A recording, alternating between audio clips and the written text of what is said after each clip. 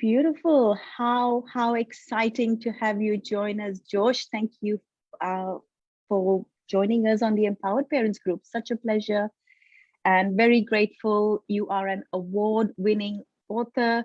Tell us a little bit about yourself and tell us about how you support, how does your work support the greater and wider community?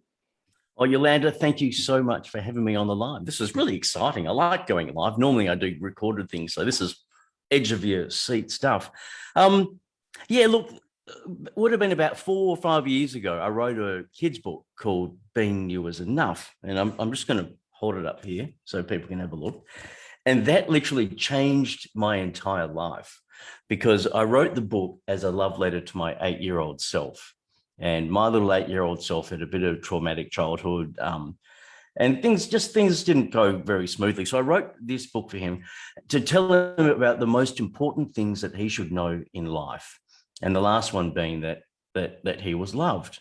And wow, the book just went off. I had parents messaging me that when they sat down with their kids to read it, they started to cry because that's what they wanted to hear when they were a kid. And I had teachers trying to get the book so they could read it to their students. And then I was in demand to talk to go to schools and tell my story and share the messages of the book.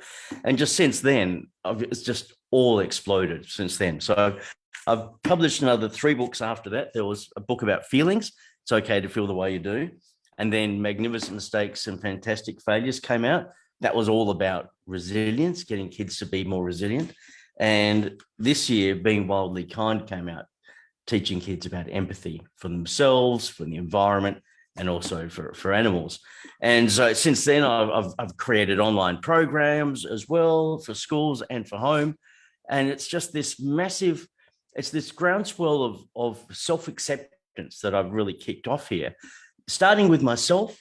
And it's just resonated with kids and it's resonated with families and parents right around the world. And it's just really blown me away by the reaction for it all. Beautiful. So from what you're saying and how it does, it's always a journey within ourselves, isn't it?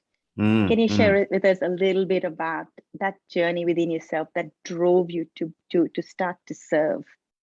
Yeah, well, I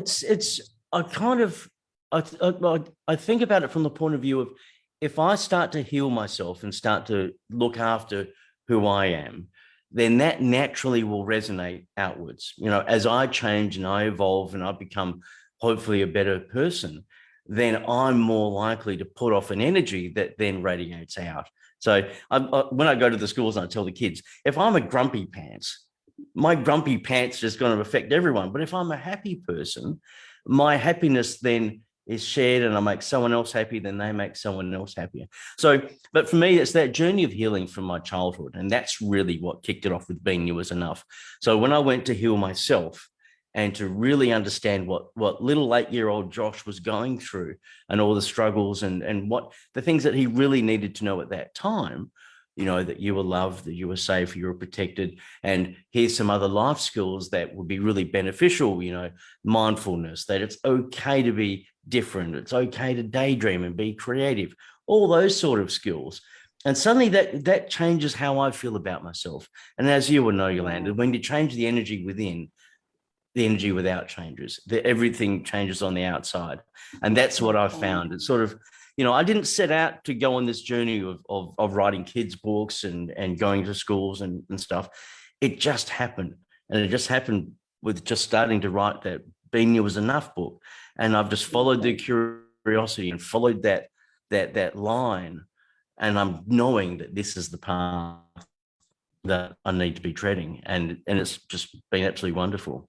That is brilliant. Sounds like an amazing journey. And I can absolutely understand how many lives your books are changing, which is why you are an award-winning author and which is why we are so thrilled to have you.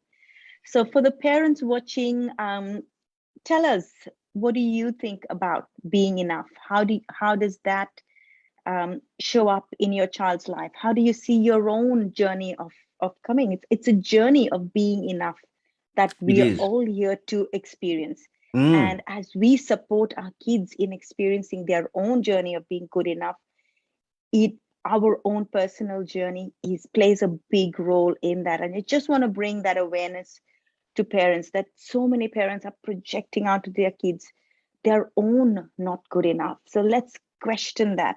Where is it that what we're seeing in our child, where is that within ourselves? It takes courage, Josh, wouldn't you agree? For Oh, parents to yeah. hold up that mirror to themselves, because they're so passionate about their kids thriving in life, which is why I absolutely love the parenting journey, because we put so much passion on our kids being their best, only to find out that that journey of supporting their child to be their best, it's so much about the parents' innermost journey of their own self-worth there, because that was my story too. I wanted the best for my kids. And however, what I saw was me projecting my own, I'm not good enough. My child was no good in her work at school. And that showed up in me not feeling good enough with myself. Anything I did was not good enough. Yet I felt like I was striving and was burnt out trying to do all of these things externally, when really that inner journey is within ourselves. And you're right. Why wait till our kids are all grown up to figure it out? Because that's what many of us in our generation had to do. But let's support those kids to not have to go through their entire childhood and early adulthood, or wait until they are parents themselves to recognize that, okay, I need to tackle this not good enough component aspect of my life, because it is a big part, and it influences the quality and what we can achieve, and that nature of us being truly limitless comes from that space of recognizing our own worthiness, as they say. Yeah, yeah. So lovely. So tell us about, so if you're enjoying this, or if you're watching a replay, guys, give us a thumbs up. Tell us, what is your biggest question? What is your biggest concern? Would you like your child to experience life from their own worthiness? And where are you at now? And what would you like to see for your child? So put it in the comment section. Josh will be looking at that. I will be supporting you. You've got two experts here in the room who are here to support you. Don't hesitate to reach out. Josh, you will come in and look at the comments, and you will be supporting the members of the Empowered Parents group, right? For sure, brilliant. for sure. So where can our parents find your books? I expect that you will be putting that in the comment section as well, Josh. So you've got a platform where parents can reach out. And I've just done the most amazing thing. I've invested in a brand new website, which is big for me, because the whole, coming back to self-worth and how much money you spend, and all that money and all that sort of was all tied in together, as you will know. Yeah. And so I've struggled with that for a long time, and I equate self-worth with money. And so I finally thought, I am worthy of this. So I invested in a brand new website, and I'll put it in the comments below. Ooh, I can't wait to see it. It's joshlangley.com.au if you want to get in early. So that's got a shop on it where you can buy signed copies of the books. It's got links to the online programs. Everything is all there on this brand new website. And it's like, yay, finally, I actually invested in myself, which was a very important step. Very closely linked to us feeling worthy of exactly. So, exactly. So, and that ties back in with what you were saying about, with kids and their sense of self-worth. I mean, because sometimes you can come at it from the point of view of sometimes you just want someone to say to you, yes, you're okay the way you are. You're beautiful. You're wonderful. Even though that parents may say it constantly to their kids, sometimes it takes an external, someone else, to say the same thing, and the kids are on a different mode of receiving it and go, oh, okay. I can put down all this baggage. I can put down all this negative self-talk, all this internal fighting about who I am. Like, I don't like my body. I don't like the way my brain works. I don't like this. I don't like that. And that sometimes when you can put all that down and you can see yourself as you are and still like yourself, wow, that is powerful. That's when you were talking about limitless. That's when you suddenly go, you can evolve out of that and go, wow, what are the possibilities now? I've seen that Yeah, with now that I've kids. come out of my own way. Yeah. Exactly. And Yeah. there's Yeah. a conscious thing for parents to do. I mean, I admire every single parent right across the world. I do not have kids myself, so I look at what parents do and I go, total admiration. And but it's that when parents can look at how they think and how they feel, and as you said, are they projecting that onto their kids unconsciously, which is what happens normally. But if you can you can look at that and go, oh, okay, am my feelings of self-worth, am I projecting that onto the child, or my feelings about this and this, is it subconsciously on my child, and I'm not allowing them the space to be who they are? Because as you will know, that kids nowadays are completely different to what they were when we were young. They're so much more evolved. They're on the ball. They're sharp. They demand more things than what we ever did when we were younger. And so navigating that space is often tricky. And I know mums, especially because I talk to a lot of mums, and they always put themselves last. It's usually I've got to do everything for my kids. And It's what we've been taught to do, Josh. Yes. It's what we've been taught. It's what our mums have done. And we do it with the best of intentions to support our family, only to realize now at this point, at this stage of probably mankind evolving, is starting to recognize that that doesn't work anymore. Yeah. As we give from a depleted self, we're raising a depleted race. And we're breaking down. Those kids have so much more independence today. They have so much more of their opinion matters, and which is why they're not just willing to take on our opinion and run with it like we did with our parents. Otherwise, you get a good clip around the ear.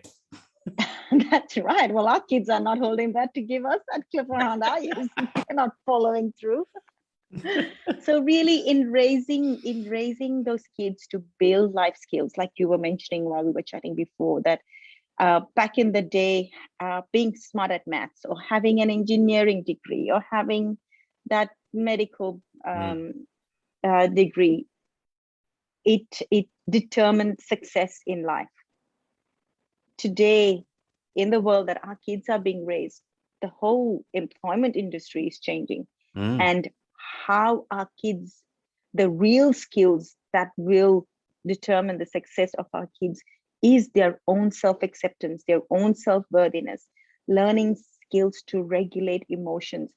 I say real estate agents are shouting location, location, location. Parenting and personal development is shouting emotions, emotions, emotions. Mastering our own emotions is about the program that we're running. Our program is called Emotional Mastery for Parents Raising Emotionally Resilient Kids. And coming from that angle, allowing or supporting our kids with skills to regulate their own emotions, and really giving them tools to work with big emotions like anger, and knowing what anxiety is, because collectively collective consciousness plays a big role in anxiety, in fear-based parenting, and really addressing that today is key. What are your views on that, Josh? Oh, look, I agree with that. It's, you look at 20 years in the future, the current jobs that are around now, whether it's, being an accountant or whether it's been an engineer or something, they won't be there. Everything will be replaced by automation and AI, and they will be able to do things better than what human beings will. So I look at it from the point of view of what things that AI cannot reproduce now yet. I mean, who knows 50 years time, but they can't replicate empathy. They can't they can't recreate creativity or creative thinking. They can't have that ability to understand emotions, is what you were saying. So like I think Novo Harari, with his book Lessons in the 21st Century, he was talking about that the kids will basically end up having not just one career or two careers, but maybe 5 or 6 or 7 careers. So they've got to be able to adapt and change quickly as they go through life. And the skills for that will be resilience. Okay, how do I pivot? How do I change? What do I need to do? I'm not the accountant anymore. Maybe I'm something else. So therefore, what skill levels are transferable? skill levels of resilience, understanding your emotions. Instead of getting way upset about something, you go, okay, well, I know how that's affecting me. I know what I can do about it now. What else can I do? And giving kids the option to think that. So that's generation alpha at the moment. So the kids that are in primary school, when they get into the workforce, it's going to look completely different. So we've got to be equipping them with these skills now. They're the self-awareness, resilience, emotional intelligence and stuff. They are the key things. And you know what? They are called soft skills, and they're rarely taught in schools. They're not a priority. It's the maths, it's the science, it's all the STEM subjects. While they're important, I don't know why we teach coding, because computers can do coding anyway. Like, okay, fair enough. Maybe a teacher or a parent's going to message and go, this is why we do it, and I'll be the wiser. But yeah. I did do coding growing up. It was part of another lifetime of all my career stuff. And you need to tell the computer what it needs to do. That's why we code. We code to tell the computer what it needs to do. But isn't AI getting to the point where now it can actually do that itself? Absolutely. Coding's becomes so much more easier because computers can do more and more. Yeah. Lovely. So really jumping and diving into the depths of it, Josh, how can parents support their kids with these skills?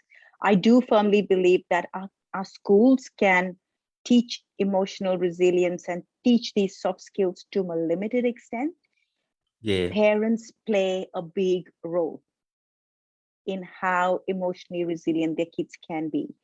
And they work hand in hand. But independently, if the child's having experiences of parents who are not on a conscious journey and is feeling battered by life and their experiences at home from being around unconscious parents, schools will struggle with that learning. It is a holistic learning, and parents play a big part, which is why we put a lot of work and effort in empowered parenting around the parents gaining that consciousness, because they can amazingly support their kids. So let's dive into, what does that look like? What do parents need to be doing, and how do you support kids? Okay, well, apart from, as you said, parents becoming self-aware, but it's for me, it's like creating that safe space where kids can feel comfortable to talk about, even just on the basic level, what's troubling them. Because, I mean, most parents will know that the kid will come home from school or whatever, and something's wrong, but the parent can sense something's wrong, but the child's going, everything's fine or whatever, and won't talk. But it's that safe space where, and I find that reading books to kids creates that safe space where they feel they can open up, they can start a conversation, and then the kid will then go, okay, I will then talk about what's been troubling me. And the amount of times when parents have been reading my books with their kids, and it's created that safe space where they can open up and they can say, oh, look, this boy at school was calling me names or something like that. I'm worried about going back to school or something like that. But it's created that space. So it's just that parent and child connection, spending time with them. For me, from what I hear, is that's one of the most crucial things in starting that process of getting them to talk about what they're feeling and making them feel okay to keep doing that. And I've got this thing, but getting boys, especially boys, to really learn that as a habit of talking about what's going on in their heart and in their mind, so they don't grow up to be emotionally stunted like most men that are in society at the moment. And it's like, even it doesn't have to be rocket science either. I mean, you got the big emotions, like when kids have meltdowns and they get angry outbursts and stuff. In one of my books, It's Okay to Feel the Way You Do. It's just getting the kids to understand what their feelings feel like in their body. Even if it means, okay, when you get angry, do you feel hot or cold? Oh, okay, I feel hot. Okay. Could you answer a maths question in the middle of being angry? And most kids have got, no, I can't, because your brain turns to mush. Okay, wow. Okay, now you know what it feels like. Then it's this energy that's running around. How can you then move that energy out safely? Because it's got to go somewhere. and you don't want Beautiful. kids beating up their sister or something like that, or bashing on a door, go, how can we move this out? And in the book, I talk about they can run around the backyard like a chicken, which I've done quite often, and all breathing and I'm just counting visualizing that, Josh. Give me a minute. if you check out one of the videos from my program, I do it. It's not a pretty sight. And or breathing and getting centered again. And the crucial thing I do say, because I talk about this in the videos and my books, is to then talk to someone about why you got angry, because the reason is still there. But what you've done, you've been able to control the feeling and the energy, and now that it's dissipated, you can think clearly, and then you can go, well, this is what I was feeling, this is what happened, I would like to help me find a solution to it. Or it could be that once the energy's gone, it's not a problem anymore. And once you articulate it, often we can hear it ourselves, or our kids can, and realize, oh, this is ridiculous. Yeah. What am I being angry about this for? I know. Gee, that was silly. But it's that self-awareness. And the more kids can practice of being aware of how it feels, they can sense it coming earlier. And then they can put that regulation in place. They can go, oh, I feel I'm getting angry. Or I know my sister has really annoyed me. I can feel it. Right. I can let this feeling out, and then I can go to a mum and dad what's going on without being outraged, without being making it into something that it's not. So, and that's a skill that we can teach. And when we learn it within ourselves, that's even better, because as adults, we can, oh, that's really, really, really annoyed me. I can feel myself getting angry, and I know I'm going to lash out at someone, but go, no, okay, how do I release this gently? All these adults are going to go run around the backyard like a chicken. Now I can feel it. Parents, is that what you're going to do? Let us know. Let us know if this is driving you to run around your home like a chicken.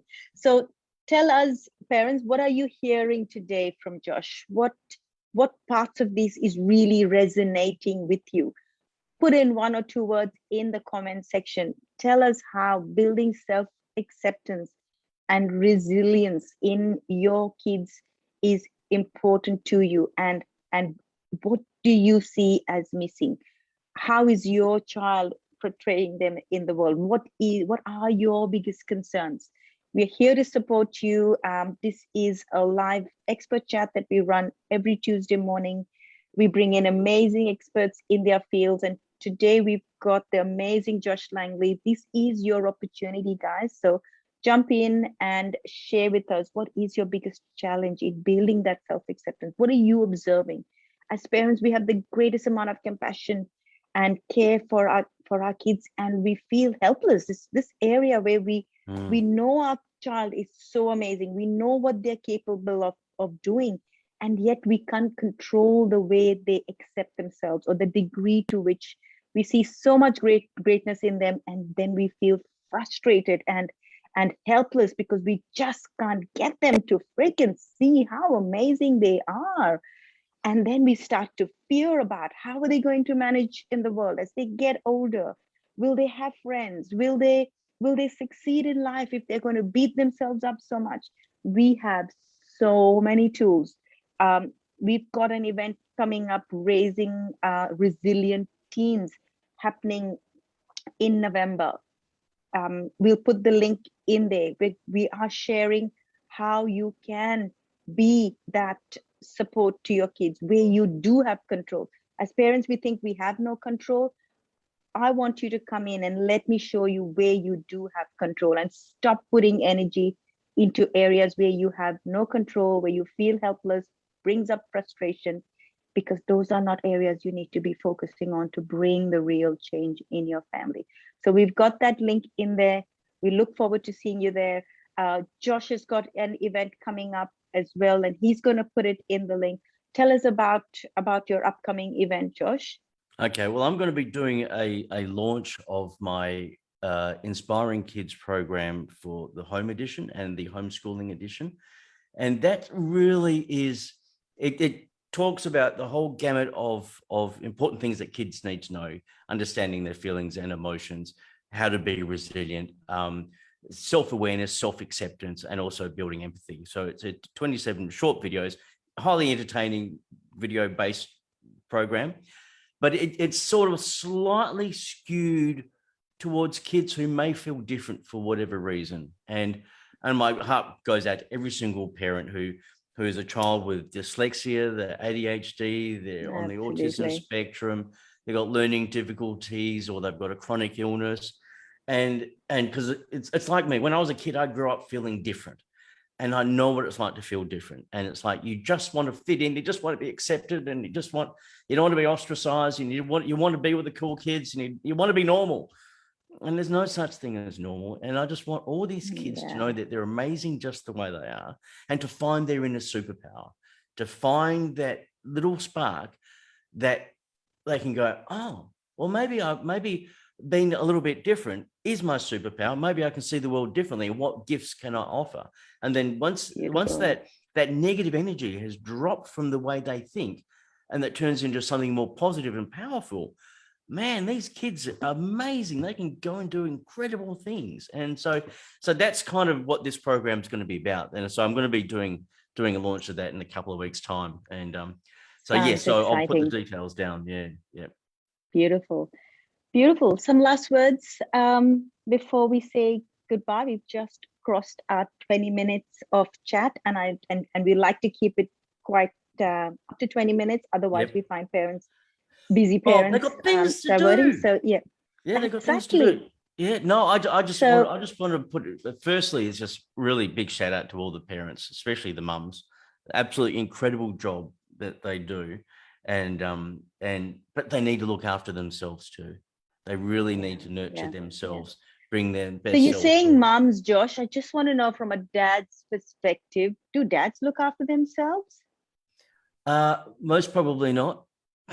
Most probably not. I think a lot of dads are changing now. A lot of dads they're shedding that toxic masculinity. They're wanting to show up for their kids. They want to show up for their family. They want to support. They want to, it's that equal parenting. It's not this, I want to support the wife. No, it's the equal parenting. What can I do here? How can what skills can I bring? Exactly. And having a whole family discussion. I'm seeing a lot more of that with dads at the moment. And dads so proud of their kids, no matter what their kid is going through or something. And it's just, it's really good. So, but there's still a lot of work to be done. There's still a lot of men out there who can't do that. Yeah.